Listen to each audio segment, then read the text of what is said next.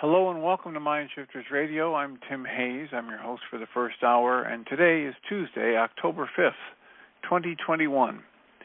As always, we're grateful to everyone who's joining us here today, whether you're live or listening through the archives, as we spend another couple of hours teaching and supporting people in using some of the most powerful, effective, efficient, and accessible tools I've ever encountered.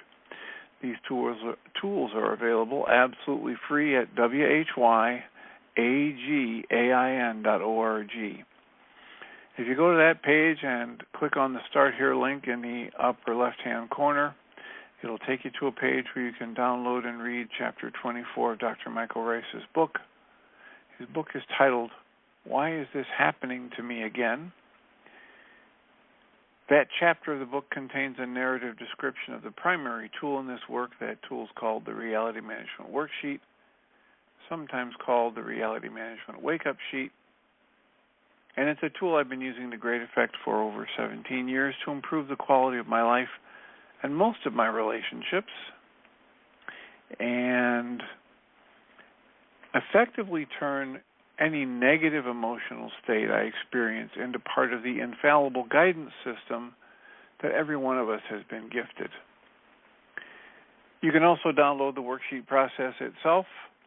It's a simple PDF file. Click on the link, print it off, use it as often as you'd like. You can also download a whole host of audio files of shows just like this one where people have been stepped through that worksheet process or given powerful testimonials about how the active use of these tools in their life has improved their life. And you can go to your app store and type in the 3 words Heartland Aramaic Forgiveness and get access to a completely free and private app that contains the Reality Management Worksheet, an abbreviated version of that worksheet process, and a copy of the Dragon-Klingon game, which is a wonderful way to introduce these tools to even younger audiences. And we hope people do that soon and often because it tends to lead to comments, questions, or testimonials. We're also doing the Course in Miracles workbook lessons this year, and today is the 278th day of the year. And the lesson today is, if I am bound, my Father is not free. And so essentially, with a lot of double negatives and double speak, it says, if I accept that I am a prisoner within the body and the world is contained in what I experience with my senses, then I create a prison for the Creator as well. The Creator does not create, unlike its creation. And so the Creator is incapable of creating someone that is powerless. It says, Father, I ask for nothing but the truth. I've had many foolish thoughts about myself and my creation and have brought a dream of fear into my mind. Today, I choose to awaken. I choose to awaken from the dream. I choose the way to you instead of madness and fear. For truth is safe, and only love is true and sure. And Pam Grout's Course in Miracles experiment book, Lesson 278, is titled, My New Mantra. She quotes Chogyam Trungpa as saying, the bad news is you're falling through the air with no parachute. The good news is there's no ground. Pam writes, my mind likes to replay old news. It gets on a repeating loop, endlessly cycling for temporary adrenaline boosts. Watch out, better duck. But today, whenever that happens, I notice I use the word when, not if. And Lesson 278 reminds me to use these 4 letters, NRRN. That stands for not relevant right now. Anytime I think about the past, say maybe an editor rejected one of my brilliant ideas, then I pull out the 4 letters, not relevant right now. Or when I start thinking about digital images I need to replace that that two of my editor didn't like, again, I think NRRN, not relevant right now. What is relevant right now is that there is a gentle breeze swaying the catalpa trees in the backyard. There is a cardinal sitting in the bush beside my window. There is the soothing sound of my partner turning the pages on his latest mystery novel. There is so much to notice in this moment that the rest is, shall we say it together, not relevant right now. So that's our Course in Miracles workbook lesson and the Pam Grout Course in Miracles experiment commentary. And as usual, that leaves us about 50 minutes to have a conversation, to entertain your comments and questions and or suggestions. I'll remind us all that this Friday, Saturday, and Sunday is the upcoming Integrative Mental Health Summit, and it's available through that same named website, Mental Health Integrative Summit. And if you have any interest in participating and you can't figure it out, shoot me an email at tjh@mindshifters-academy.org. I will be happy to assist you in making that something you can easily access. And tonight is a Tuesday night, so there will be a Tuesday Mindshifters support group. And in that group, we will meet from 6:30 to 9 p.m. Central Time, and you can access any information you need to join us, absolutely free if that's your desire, at mindshiftersacademy.org website. And please remember there's a separate login information page for each of these Tuesday and Thursday groups. So, we have plenty of time for a conversation. What's on your mind? How could we support you today? I had somebody, Susan, send me a link from Richard Rohr's meditation because she recognizes that some of us get quite attached to our furry and feathered and four-legged and two-legged and legless friends. And so she sent me this Richard Rohr's daily meditation on the emotional intelligence of animals and the bonds that we create with them. Some of us do.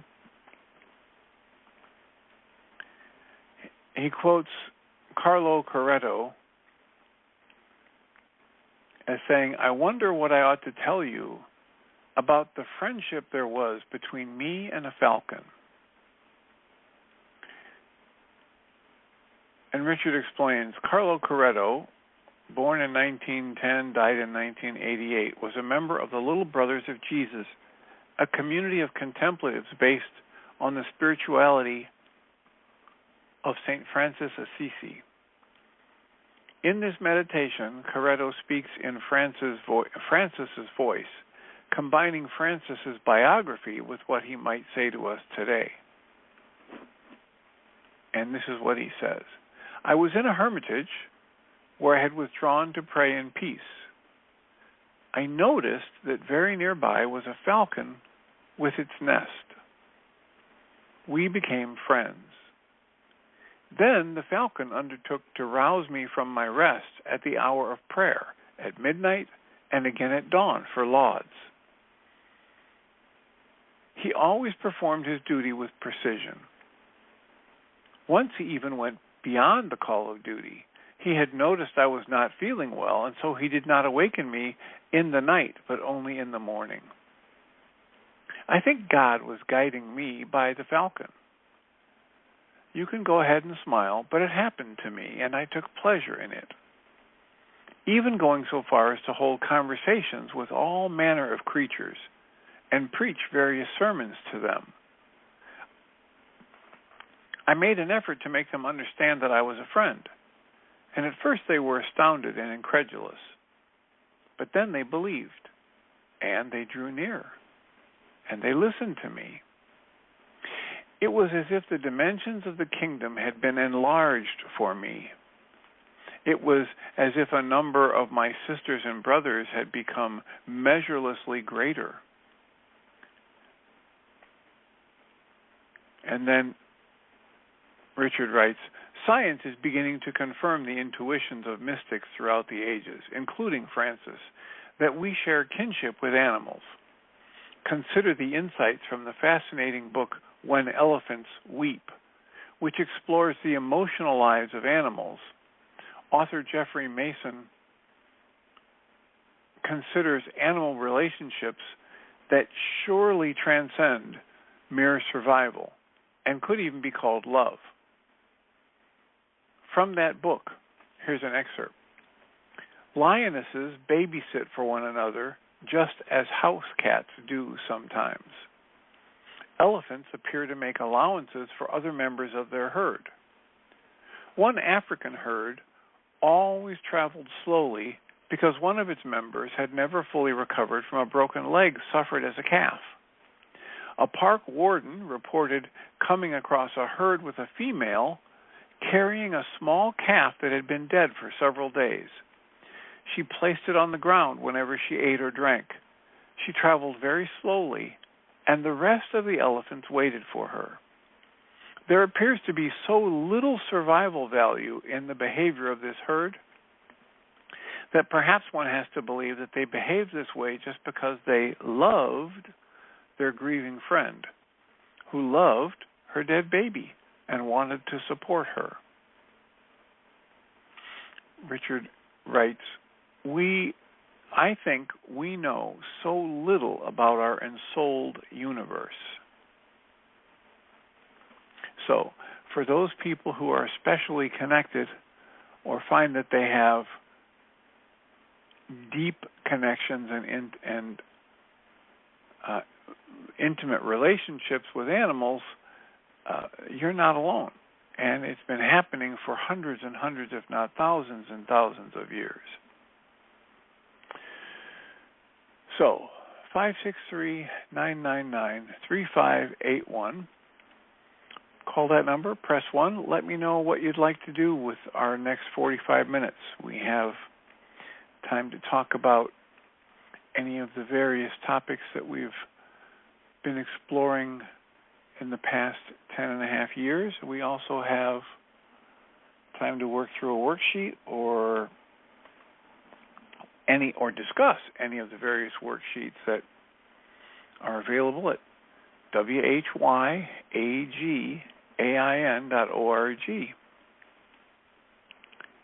563-999-3581. Call that number and press 1, and we will have a conversation.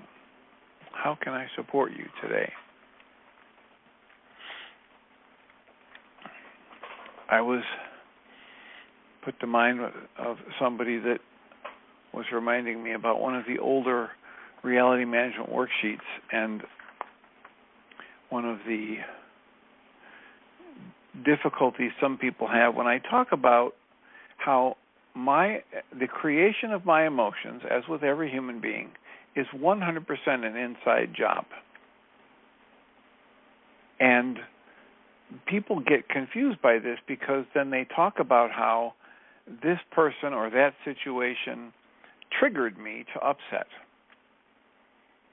And if we come back and we make this observation that everything is an inside job, that the production of my emotional state is something that happens inside me, that when I focus enough of my mind energy on a particular thought pattern, it resonates energy, and it either resonates what I already have inside of me, or it starts to generate the emotions right there from this dynamic of pouring my mind energy into this thought pattern. Dr. Michael Rice has an exercise like this that he has routinely done in one of his workshops when he would travel, and he would say, let me ask you to experience sadness. Just close your eyes and let yourself experience sadness. And then breathe and soften, and then let that wash away, and then release it, and then let yourself experience anger. And then breathe and let that wash away and experience hurt or confusion. And then breathe and let that wash away, and then let yourself experience joy and aliveness, and then breathe and open your eyes. And then he says, now, how many people in the audience were able to experience these different emotions? And almost every hand goes up every time. And then he asks, how did you do that? And the answer, of course, is we had a memory or a thought that we poured enough of our mind energy into, and we generated those emotions by simply thinking about times in the past that we had interpreted them in a way that would lead to anger or fear or sadness or hurt or confusion.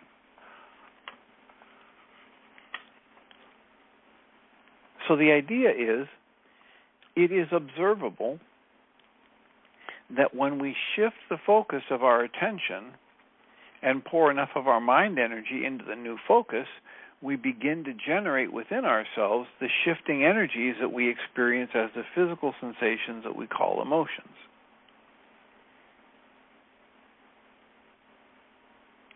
Now, if it's true that that's an inside job, and I want to really acknowledge that so that I can work with it. I want to observe it directly, and if that's the real thing that's causing my unpleasant emotions, I want to have as much direct access to it and ability to change it for better or worse as I can get.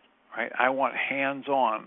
I want to be looking at the cause level. What's causing my upset? What's causing my hurt? What's causing my confusion? What's causing my anger? What's causing my grief?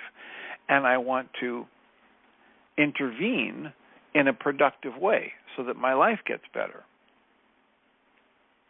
If I keep thinking and speaking as though this person just triggered me or that event triggered me, I'm once again, in a very subtle but powerful way, placing the cause of my emotions outside of me.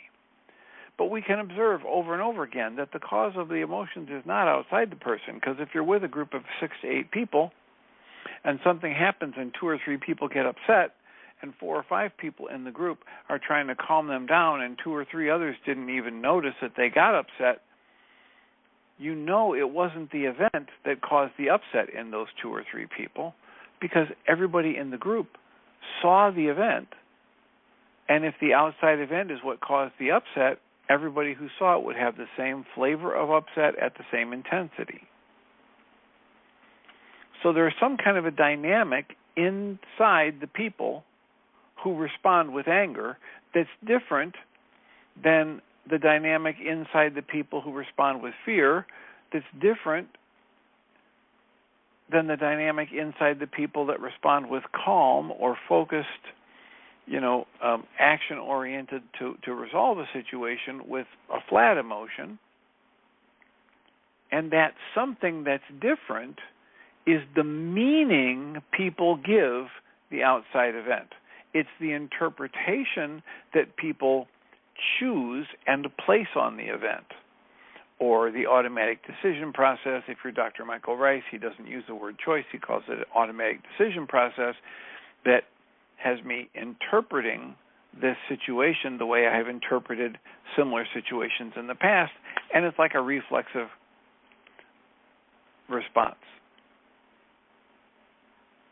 So if somebody comes along and they say, you're stupid and you're ugly and you're ineffective as a therapist, and I haven't learned that what comes out of somebody's mouth is about what's going on inside of them, and I interpret this as a horrible thing and they have no right to talk that way to me or disrespect me in my own office or whatever, I can generate all kinds of upset. But at the same time, if I have been studying humans and thought processes and the connection to emotion and the interpretations we place on events, and I understand that an insult can't come out of a human being unless there's pain, fear, or sadness in that human being, and I choose to throw the interpretation on that same set of words as this is a cry for help from one of my fellow brothers and sisters, then I don't generate any upset. I generate compassion.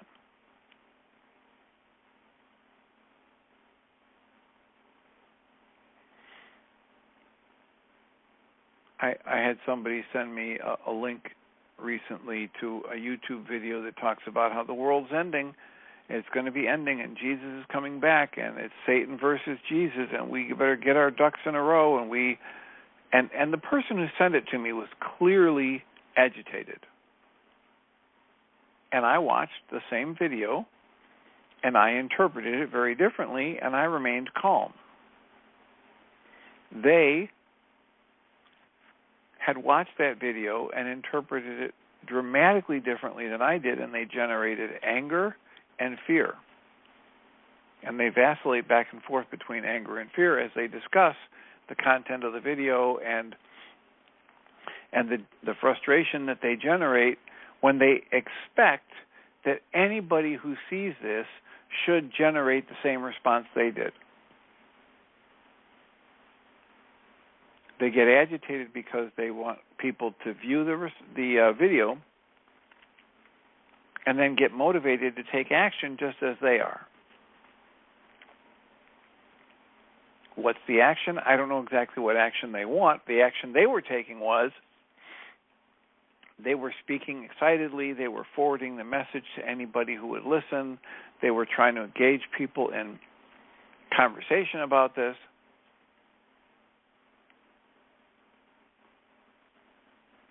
Same outside stimulus.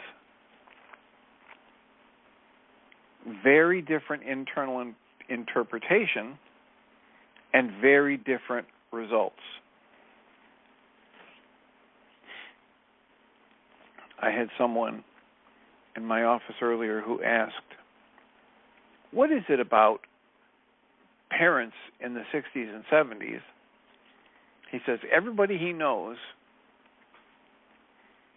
talks about if they ever spilled anything at the dinner table, their parents would beat them.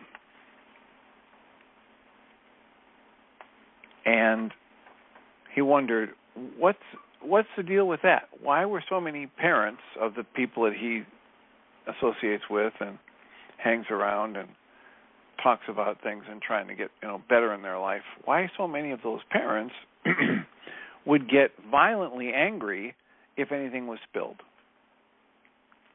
And so I was there to clarify for him that it wasn't everybody's parents. Not every household worked that way. But in the angry, dysfunctional households, in the households where the parents had been fed anger as a response anytime something didn't work out well, that's what they learned. And as they grow up, one of the 10 bottom line observations says, every day I'm alive, I become more and more like my parents. Now, this is an observation. If you start observing your life and you realize that that's how it works for you, then some of the things that I've learned to try and cope with that reality, actuality, might be useful to you. It's somewhat unpleasant at times because there were things my parents did that I didn't really like when they did them. And yet, every day I'm alive, I become more and more like my parents. The deal is, if I'm awake and observing in the moment, and I catch myself doing something that my father did or my mother did that I really don't like, then I have the option in that moment to choose again, to choose differently. But if an hour after I've gone on a rant the way my father used to, I say, I really don't like that I did that, there's nothing I can do about it right now. It's an hour after the fact.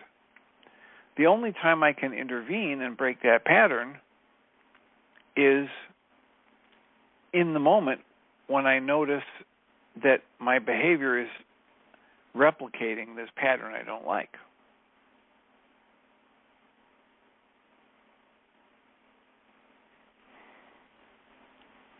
So how do we do that when we don't want to admit that we're we're in a negative pattern or that we're stuck doing something. Well, one of the best ways that I've come across is to develop this and work to develop my ability to catch the early warning signs of tension or upset, a recurring negative thought or a negative emotion, or a physical tension in my body, and actively work from that perspective to call a timeout and turn the focus inside myself. The best way I know how to do that is to take a calming breath. Once I've done that, now I'm actually looking in the place where all of this is being caused. And if it's something that I don't like, and I see how it's being caused within me, now I have access to the dynamics within me that are producing the thing I say I don't like, and I can start to change it. One of the best ways to change it is ask the question, how am I creating this negative emotion? It helps me further solidify the observation that it's an inside job. Another question I can ask in that moment is, what am I making this situation mean? Or what interpretation have I placed on this situation?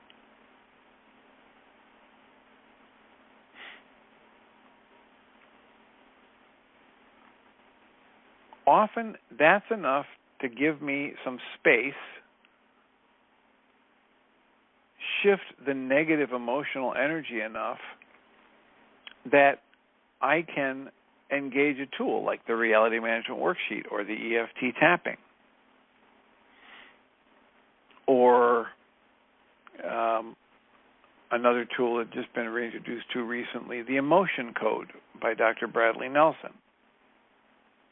And I can choose to apply that tool and let myself experience the shifting energies by keeping the focus inside myself where the production of those energies is actually taking place, or the resonating of old energies that have been trapped there from the past is occurring.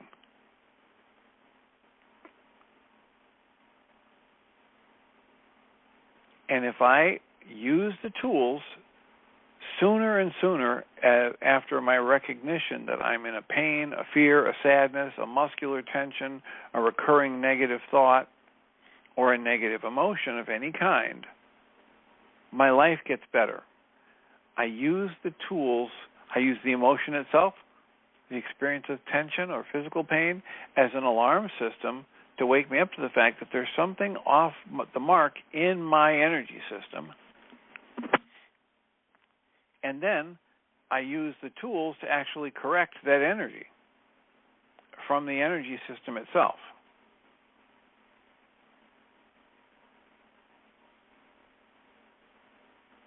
The good news with that is I don't have to ask questions like, is this right or is this wrong? I simply act.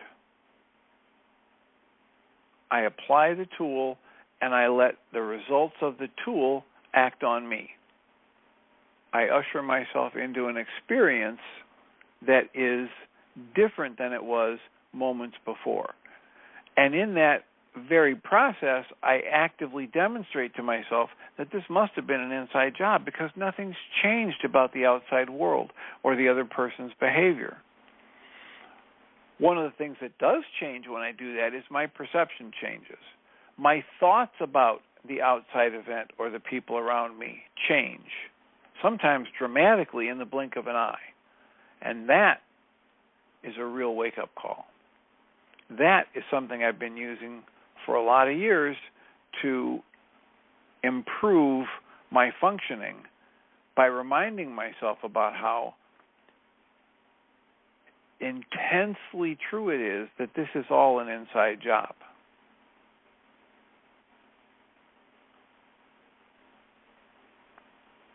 So, 563-999-3581.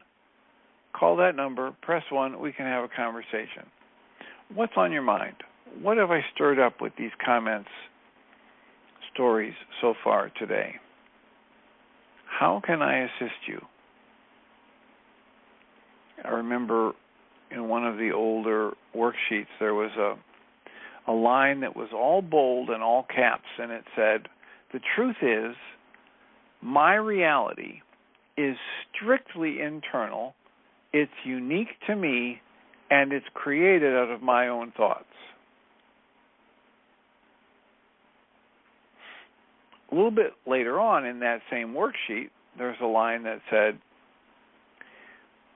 "With blame, I hide my power." And when we would do that worksheet in the support group, I would stop people when they read that line, "With blame, I hide my power," and I'd ask them, what power is being referred to here?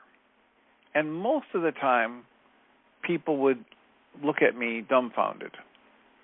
And I would simply go back up to the top of the worksheet where we had previously been and read, "The truth is, my reality is strictly internal, it's unique to me, and is created out of my own thoughts." Which means I'm a very powerful creator. I am creating my experience of life in each new present moment with the thoughts I'm choosing. That's the power that if I blame somebody else for causing anything in me, I'm hiding from myself the actuality that I'm creating my experience of life in each moment by the thoughts I choose to pour my mind energy into. Another way to say that is, I'm creating my experience of life by the interpretations I choose. The labels, the language, the interpretation, the cultural appreciation, the taboos. And it's amazing, even with the internet the way it is and the access we have to the varying cultural preferences or biases or inhibitions around the globe, it's amazing to me still how strong and intense so many people's biases and beliefs and inhibitions are.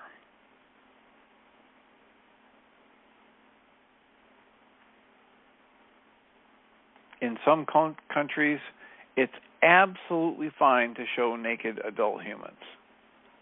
In others, it's horrifying. In some cultures, it's absolutely fine to have children play these video games that are just raw violence, blowing people up, stealing cars, having prostitutes be physically abused, etc. And in other cultures, that would be abhorrent. And yet, across the board, even though we can see this in other cultures, we aren't accepting of the fact that it's just a set of rules. It's just a set of, beliefs that some of us want to, imbue with powerful law and powerful right versus wrong labeling.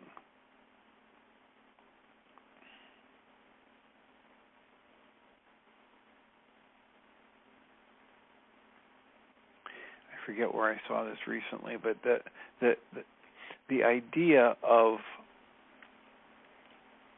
the violence that we do to one another when we judge, and this has been in the last couple of Course in Miracles lessons, where when I create a belief that this is a law and this is how it should be and that person shouldn't be like that, and I am using that tiny little bit of my conscious logical mind to make stuff up and create conflict and create judgment and create bitterness and hurt and project that out onto my experience of life. I remember the three things from the Gospel of Mary Magdalene, the fragments of it that they have in the scrolls, there's not that much of it that they have left, but what they do have, these three things are stated very clearly. One of them says, there is no such thing as sin the way you're being taught by your people. There's just energy that's off the mark. It's a feedback system. It's an archery term. Back up and try again. So there is no such thing as sin. The second thing from that Gospel of Mary Magdalene in the scroll, in the fragments that are left, is heaven is inside you. It's not outside you. Right? So the heaven's inside you. The third thing is that Yeshua was talking about make no laws other than the ones I have given you already. Well, if that's the case, you can't look at life, you can't look at the flow of creation and say this is bad and that's good, because that's making up a rule, that's making up a law, that's this person shouldn't do that, this person shouldn't say that.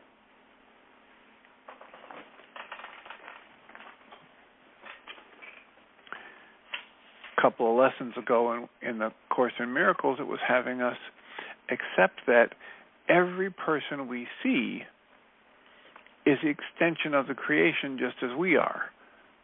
Yesterday's lesson was, let me not bind the offspring of creation with laws I made, judgments, prohibitions, inhibitions, etc. When I do that, I create the upset that I experience. Michael Singer calls us to pay attention to the flow of life as a flow of energy that's intended to be moving through us from our root chakra through our crown chakra. It's supposed to be, life is this movie we watch from that observing space where we're not judging, we're not grasping, we're not pushing away. And when we move into that state, more and more we experience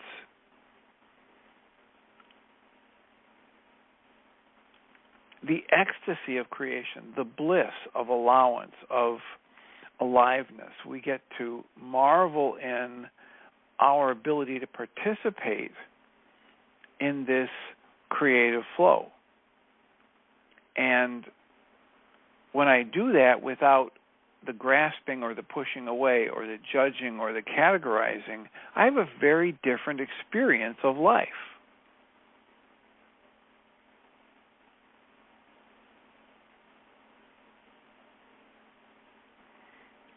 I just flashed on a thought from one of Guy Finley's talks. He talked about the biblical passage where it said, seek ye first the kingdom of heaven, and all these things will be added unto you. And he said, now, here's the deal with that.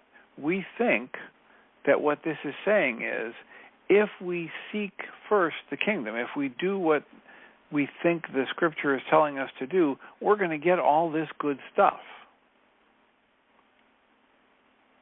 But he says, if you go back to the original language, the Aramaic and through the Greek, and you take a look at it, it really says something more like,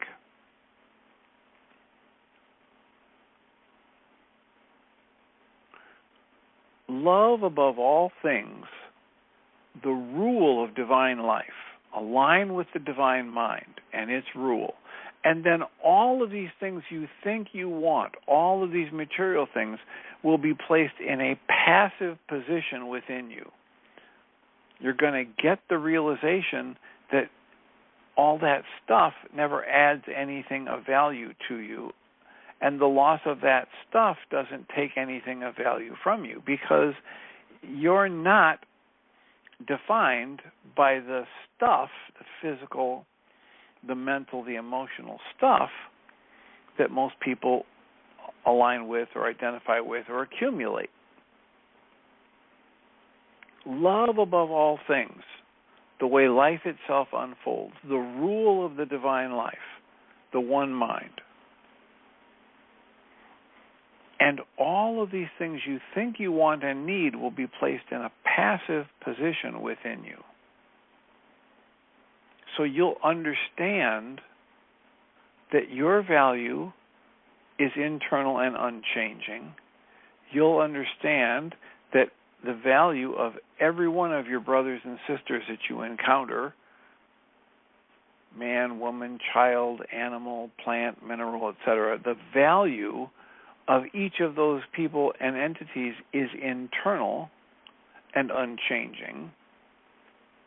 And you'll get the glimpses of starting to see those people the way their creator might see them.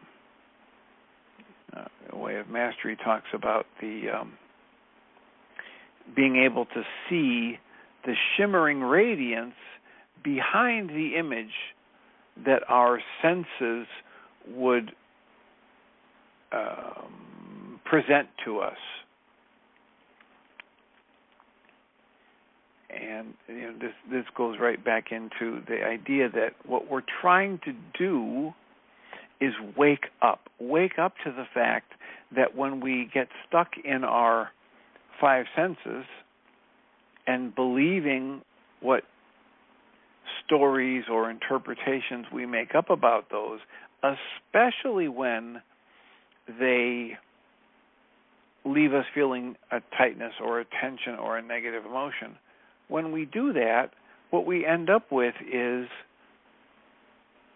a distortion of life, not actual access to life. We can't know our true nature. We can't even know what awareness is. We can't even be aware of awareness or see awareness. We can't know or see God or have any increased access to the truth of ourselves or creation when we're relying on our five senses. Because that's, we've talked about this so many times. My five senses don't even begin to give me access to what's out here in the world. I can't see infrared or ultraviolet. I can't see radio waves or television signals. Most of us can't see chakras or auras. We know these things are there. I can't hear some things that animals hear clearly. I can't feel things unless they're very close to me and in a certain range of frequency of vibration that register in my felt sense. And yet, we think we know everything that we need to know. But in that same moment that we think we know everything we need to know, our science tells us that we can't hear most of what's out there. We can't see most of what's there to be seen. And we can't get access to conscious access to most of what our senses experience.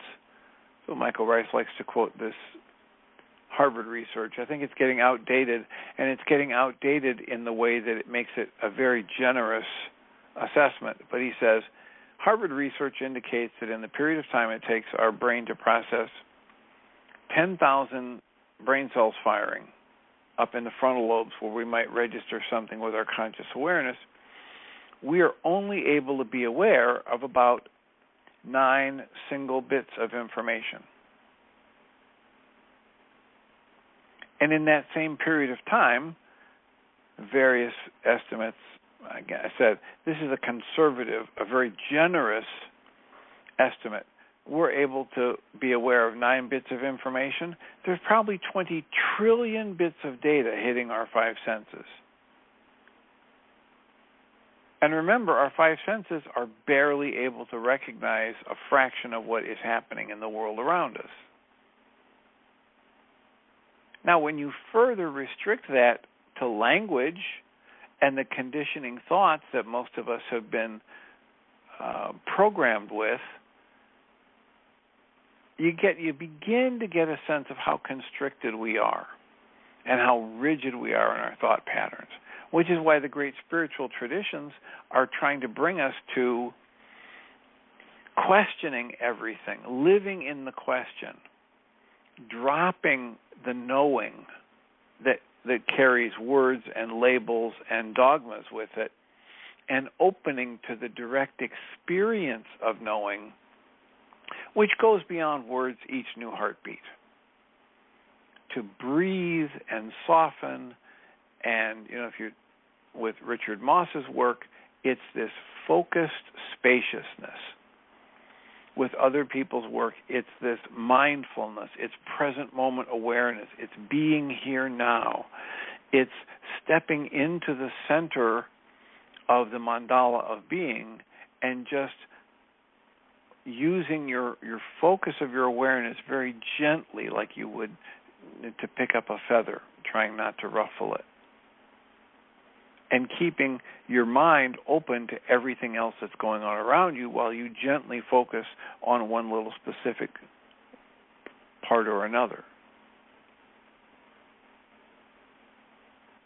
Well, every time I have a negative thought or a negative emotion or a negative physical sensation, and I use a tool like the reality management worksheet, I interrupt the pattern of thought and belief and dogma and prejudice and bias that I walked into the situation with, and I leave a little bit more space for me to have direct contact with the presence of life in that moment.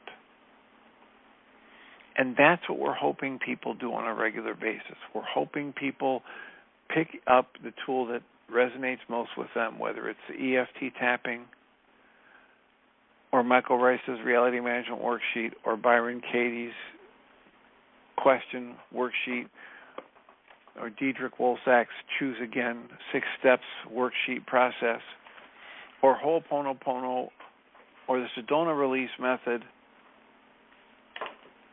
or the Christian Science work that has, or the religious science work that has people doing affirmative prayer and people stepping into the other than physical senses observation, awareness that we can tap into and expand our experience of life. So we've got about 10 minutes left. Time for a comment, a question, feedback about whether I'm making any sense at all or I've gone on some kind of a dribble rant for the last 45 minutes. 563-999-3581. There is a support group tonight. You can find out about that at mindshiftersacademy.org. There is the Integrative Mental Health Summit coming up the 8th, 9th, and 10th, Friday, Saturday, and Sunday this week. I will be leading or on a panel discussion on Saturday afternoon. I think it's about 4 o'clock Eastern Time. And that the topic of that has to do with the mental health impacts of trauma. And that's 4 p.m. Eastern, so it'll be 3 p.m. Central. And I'm also leading a discussion group, 2:45 on Friday, 2:15 on Saturday, and 2:40 on Sunday, all Eastern times. And each of those discussion groups is going to have that mental health impact of trauma as the topic. And then there's a whole host of wonderful speakers, panel discussions, and other discussion groups that you could participate in during those periods of time. And to find out about that, go to integrativementalhealthsummit.org.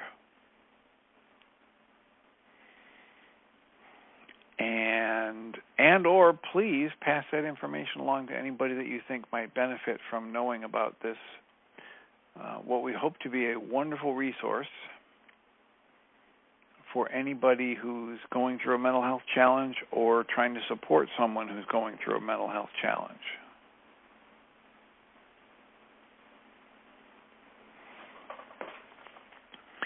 There are going to be topics related to food and how it impacts your body and brain. It's hormones and metals and how they affect women's health. Supporting mental health with technology. A panel discussion on mental health in youth, 0 to 18 years. Be a series of breakout sessions on Friday having to do with faith and mental health, integrative psychiatry, how to have transformational discussions about difficult topics, healing invisible wounds, domestic violence and mental health, neurological reasons and why learning struggles and mental health are linked. That's just the breakout sessions on Friday. And again, there will be discussions and keynote speakers and breakout sessions again on Sunday about community mental health programs, supporting the mental health needs of our veterans, a global movement for mental health and physical health, the intersection of international psychology and orthomolecular integrative medicine, pathways to health, an example of living with cardiovascular disease and the mental health impacts of cardiovascular disease, alcoholism and recovery, and diet and nutrition for autism and study about that. That's on Sunday. That's the range of breakout sessions that are happening on Sunday. So, as you can hopefully see, there's no lack of interesting topics, and it's available for, I think it's $25 if you go to the integrativementalhealthsummit.org. But as I've said several times before, if you don't have that or don't want to spend that, but you'd like to get access to it, send me an email at tjh@mindshifters-academy.org, and I will arrange for you to have access. And it is an amazing group of people that are putting this together, scraping together the money to make this be a professional, well-produced event. And I hope that it is of use to you and others. It certainly has been quite the endeavor for the past year. People scrambling around to make this happen on the virtual platform, and normally they would do this kind of thing in person and have all the speakers and the breakout groups in a conference hall, etc. So, do yourself a favor, tap into the topics that seem interesting to you, do somebody else a favor, and pass along the information, and let me know if you need any assistance in making the arrangements to participate. Send me an email at tjh@mindshifters-academy.org, and maybe we'll see you there or talk to you there. Friday, Saturday, and Sunday, the 8th, 9th, and 10th of October. And in the meantime, we still have 5 minutes in the first hour and the second hour coming up. So how can we support you? What's on your mind? What would be of interest as a topic or a question or a commentary? Perhaps you have a testimonial about how using the tools is working well for you or not working so well that we could assist you with. 563-999-3581. Call that number and press 1, and we can chat.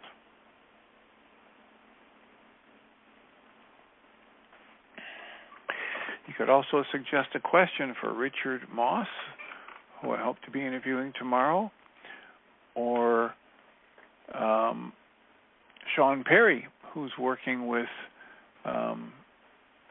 people who've had lived experience of mental health challenges and helping them recover and helping others recover. Those are the 2 interviews that are scheduled for tomorrow. And as always, I welcome comments or questions that you might want to ask one of those people. And if you don't have the impetus to call, you might send me an email at tjh@mindshifters-academy.org with your question for Richard Moss or anybody else that I've said I'm going to be interviewing. Area code 828, you're in the air. Hi there. I understand we only have a minute or two. This is Magda, and I have just enjoyed your whole hour so much. I didn't want to interrupt. However, I do want to share this with you.